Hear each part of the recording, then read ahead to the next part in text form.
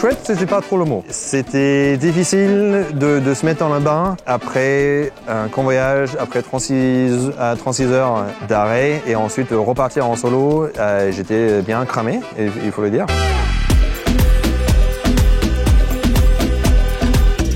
Et c'était pas facile, mais pas forcément pour la raison qu'on attendait. Une transatlantique classique comme ça, c'est plutôt mouvementé. Ce fois-ci, c'était extrêmement compliqué parce que les systèmes étaient pas du tout calés. Souvent, j'explique que la course au large, c'est un petit peu un jeu d'échecs sur le dos d'un cheval en plein galop, dans le sens qu'il faut placer le pion et il faut rester debout. Mais ici, pour essayer de placer le pion, c'était extrêmement difficile. J'étais dans un paquet avec Eric et Violette et du coup j'ai essayé de suivre leur couloir mais la porte se fermait brusquement et du coup il fallait tout accepter ce changement et repartir vers le nord, qui ça veut dire il fallait replonger dans le cœur nébuleux de cet anticyclone. J'étais en train d'échanger les messages avec Scott.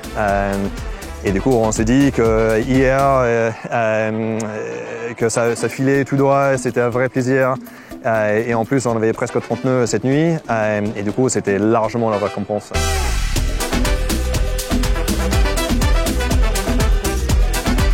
Là, je me sens bien fatigué.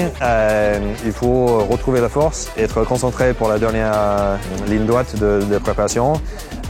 Et ensuite reprendre la force pour la course lui-même. Mais oui, effectivement, le Vendée Globe c'est demain. Je me sens prêt, mais bizarrement, il y a toujours beaucoup de choses à faire.